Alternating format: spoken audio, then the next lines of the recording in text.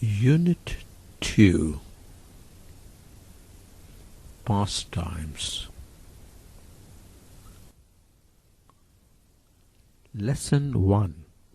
Have you any favorite pastime? Listen to the dialogue and answer the questions. Dia: Anusha, what happened? You have sports trousers, t-shirts, sports shoes and a carry bag. Where are you coming from? And you look tired. Anusha: Not exactly, Tia. I'm great because I'm just coming from the gym. Tia: Do you go to the gym regularly? Anusha: Almost, yes. I go twice a week. It's one of my favorite pastimes. Tia: Really? Going to the gym is your favorite pastime? You make me laugh. Anusha: Why not? I like sports because I like to keep in shape. I'm not a lazy person like you. Tia: What do you do there? Anusha: I do yoga. Tia: Don't you have any other pastimes? Anusha: Yes, I have. I like playing chess, painting and reading books when I'm free. I also like photography, but I'm yet to learn it. What do you do for pastime? Tia: I like watching TV, listening to music, reading books and magazines, and playing games on the computer. I do like gardening, but we don't have sufficient space, so I do pot planting. By the way, I don't know much about yoga. Would you please tell me about it? Anusha: Sure. I'll give an article on it. It'll help you know about it, okay? Read the following texts. Yoga. Tap into the many health benefits. Suppose your kids are demanding the latest video game. Your boss wants that report done today by 5. And your partner wants to know what's for dinner tonight. Stress and anxiety are everywhere. In this situation, to keep fit as well as to give them the best, you need to do something. And here comes yoga to help you. Understanding yoga. Yoga is a kind of posture and breathing exercises. It brings together physical and mental disciplines to achieve peace of body and mind, helping you relax and manage stress and anxiety. Traditional yoga puts emphasis on behavior, diet and meditation. But if you're just looking for better stress management and not an entire lifestyle change, yoga can still help. Yoga trainers gradually choose easier to complex activities for practitioners. However, all practitioners do not necessarily need the same kinds of practice. The health benefits of yoga. The potential health benefits of yoga are numerous and may include stress reduction. With its quiet, precise movements, yoga draws your focus away from your busy, chaotic day and towards calm as you move your body through poses that require balance and concentration. Increased fitness. As you learn and refine new poses, you may enjoy improved balance, flexibility, range of motion and strength. And this means you're less likely to injure yourself in other physical endeavors or in your daily activities. Management of chronic health conditions. Yoga might help with a variety of health conditions such as cancer, depression, pain, anxiety and insomnia, fatigue and mood. Yoga can also help reduce heart rate and blood pressure. Weight loss. If you're overweight or have eating disorder, yoga may help you make the healthy lifestyle changes necessary to gain control of your eating and drop those extra pounds. While you shouldn't expect yoga to cure you or offer you relief 100%, it can help some health conditions when combined with standard treatment. And if you already enjoy good health, yoga can be an enjoyable supplement to your regular fitness routine. G. Read the text. Hi, I'm Sham. I'm from Magura. Though district headquarters, it's a small town. I'm in grade 9 now in Chanderhat Vidyalaya. I love games and sports very much. My father was an athlete in his student life. He inspires me to follow his footsteps and take part in games and sports or do some exercise besides my studies. So I get up early in the morning and take a walk with my father almost every day. We walk for about an hour. At school, during break, I play kabaddi, gollachut, badminton, table tennis and carom. Sometimes I practice the high jump and the long jump outside the school campus. Playing football in the nearest college ground is a passion for me. I like watching television too. I watch sports programs on different TV channels during my free times. I'm a fan of National Geographic, Discovery and Animal Planet for their documentaries, as they are quite interesting as well as educative. Recently my father has presented me with a flashy camera as he was very happy with my junior secondary scholarship exams. When I hold the camera, I feel so excited.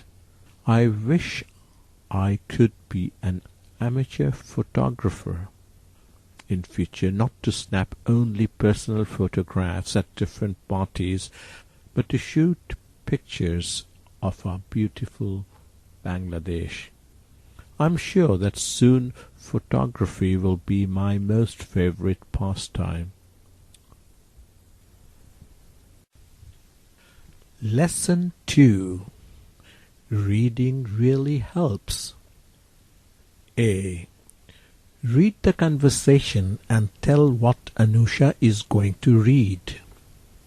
Anusha: Tia, hope you enjoyed the article on yoga. Tia: Yes, it's great. By the way, Anusha, how did you enjoy London Olympics as a sports lover? Anusha: People rightly say that it is the greatest show on earth. I'm still thrilled to remember what Michael Phelps and Usain Bolt have shown. Amazing.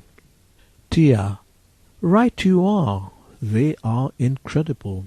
However, I've got an interesting article in the net on Michael Phelps and Usain Bolt. You might like it and take part in the debate on who is better between these two greats. Please read it. Anusha: Michael Phelps and Usain Bolt. Thank you, Tia. I would love to read it. B. Read the text and answer the following questions. Michael Phelps, Usain Bolt are great, but who's better? With the curtains closing on the 2012 London Olympics, it's impossible not to look back and reflect on the greatest performances by Olympic athletes. The Olympics have many memorable moments and athletes will remember by name alone. The list is quite big. Michael Phelps and Usain Bolt are the latest addition to the list of the bests. They make London Olympics stand apart. If there is any question like this, what is the standout performance of London 2012? Perhaps the answer is the London Games gave us Michael Phelps versus Usain Bolt. The first one is an already decorated Olympian who puts the finishing touches on his great athletic careers. And another comes up with a new definition of fast. Two of the most popular Olympic sports, sprinting and swimming, saw their two biggest stars and captivated audiences. They had also dominated the 2008 Beijing Games, but Phelps and Bolt cemented their legacies in London. Phelps, the American swimmer, passed gymnast Larissa Latinia for the most Olympic medals ever. Bolt was the third man to repeat as a 100-meter gold medalist and the first as a 200-meter gold medalist, and he broke his own Olympic record by running the 100 in 9.63 seconds. Once Phelps and Bolt were back in their pool and track, the storylines changed. Phelps is the most decorated Olympian ever with 22 overall medals, 18 gold, 2 silver, 2 bronze. Bolt is the most accomplished Olympic sprinter with the unprecedented double, making clear that he is the fastest man in the world. But there is a debate. Who had the better Olympics? It would be tough to top Phelps' 8 gold medals in Beijing. But what if we are only talking London? London was Phelps' grand finale. He won 4 golds and 2 silvers in 7 events, and he says he'll never race again. London was Bolt's chance to prove he's still the greatest.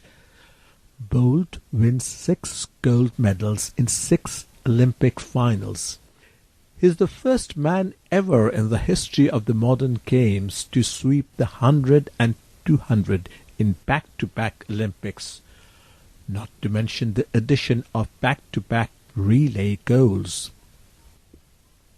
And Bolt became a legend in his own words. Phelps already was. Bolt is just 25 years old, so there is no telling how long he can be on top of the sprinting world. What if he decides to retire from sprinting to focus on the 400 meters just to break another world record or two? It would be amazing and entirely plausible for him to accomplish. Who had the better 2012 games? You tell us. Let the debate begin. Lesson 3. Change in pastime. A. Read the text. Childhood outdoor pastimes in decline. Traditional childhood pastimes of climbing trees and playing conkers are in decline, according to survey by the RSPB, Royal Society for the Protection of Birds. It's a charitable organization registered in England and Wales. The survey shows that people under 34 recall far fewer such childhood outdoor experiences than their counterparts over 55. People were asked which of 12 outdoor experiences they could remember during their childhood. The answer included making tents, daisy chains, climbing trees, playing conkers, and feeding birds. 4 out of 5 boys climbed trees and the same number of girls made daisy chains. But the survey showed the numbers declining among the newer generations. Some 15% more of those aged over 55 had these outdoor experiences in their childhood compared with those between 15 to 34 years old. Some 92% of the public agreed that experiences of nature were still important to children, and 82% agreed that school should play a role in providing them to all children. The survey has highlighted the positive impact of contact with nature on a child's education, health, well-being, and social skills. At the same time, there has been a decline in these opportunities with negative consequences for children, families, and society, a condition now known as nature deficit disorder. Mike Clark, Chief Executive of RSPB, will meet Parliament members on Tuesday to urge the government to join other organizations in providing children with first-hand experiences of the natural environment.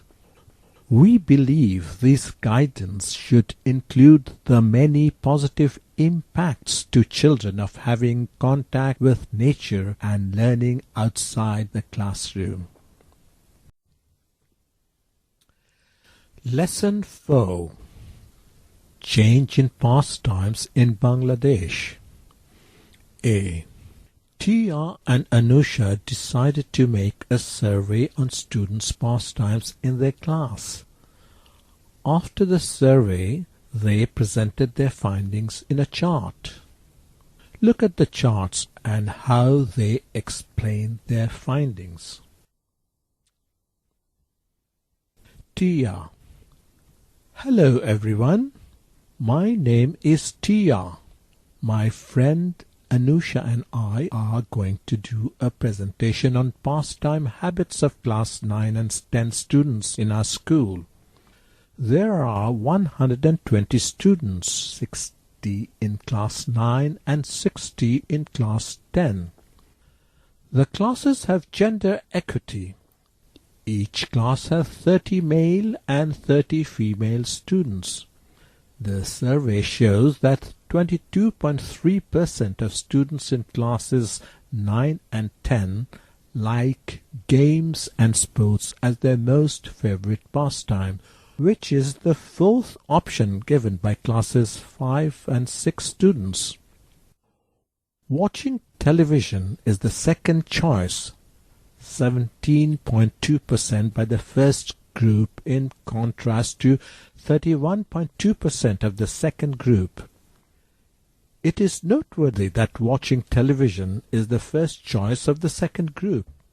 A considerable number, 13.7%, of 9 and 10 students like to chat with their friends, and thus it becomes the 3rd popular choice in the graph, while this becomes one of the less important choices by the younger kids. Only 6.7% of the kids take it as their first priority. It's interesting that both groups like reading books. 12.9% of students of class 9 and 10 take it as their favorite pastime. The number is 11.7% for 5 and 6 students. Besides, gardening is voted 10.7% of students to be the 5th preference by the grown-up group, though it is not that much liked by the younger group. Only 6.1% of the young kids are involved in it. This is interesting that though high number of students in class 9 and 10 prefer attending social programs than students of classes 5 and 6, yet as a choice it is preferred by the latter group. It is the fifth choice for them, while to the older group it is the sixth.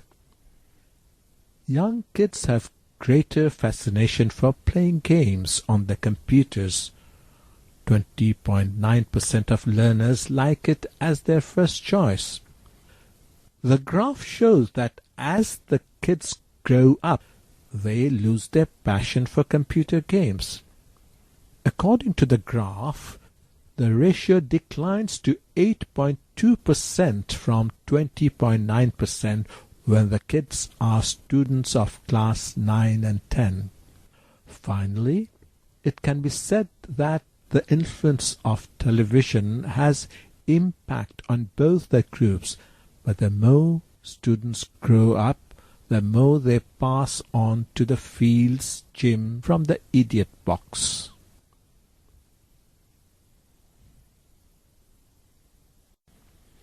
Lesson 5. Pastimes vary. Read the dialogue. What is it about? Do you agree or disagree? Tia.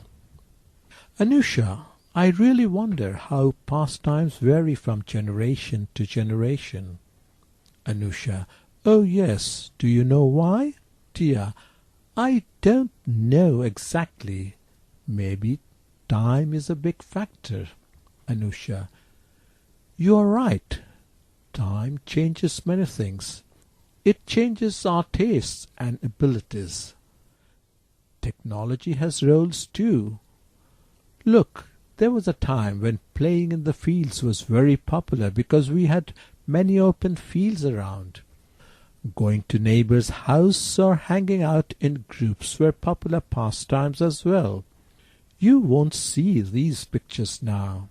The process of urbanization, the satellite aggression, and people's dependence on technology have changed our lifestyle.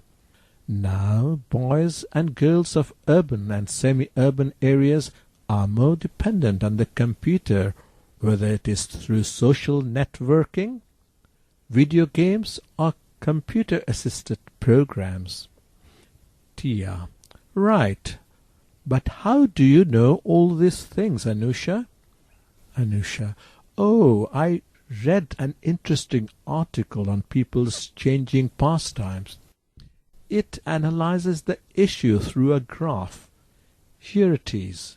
Read and you will enjoy it, I guess. B. Read the article. There is change in people's trends towards favorite pastimes. A recent survey shows that during the last 20 years, teenagers have gone through significant changes in choosing their pastimes.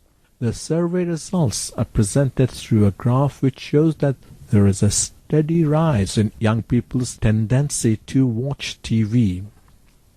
In 1990, 41% of teenagers liked watching TV, which increased to 48% in the next 10 years, and it further increased to 52% in the next decade. Unfortunately, the picture is grim in terms of young people's attraction to open field games and sports. When 50% of youngsters opted for games and sports in the 90s, 12% withdrew themselves from it after a decade, making it 38%. Unfortunately, the falling tendency persisted on during the next 10 years, and by 2010 it came to 25%. Though the young people have dissociated themselves noticeably from games and sports, there is a sharp and solid increase in their association with online or computer-assisted programs. In 1990, when the users of online or computer for pastimes were only 9%.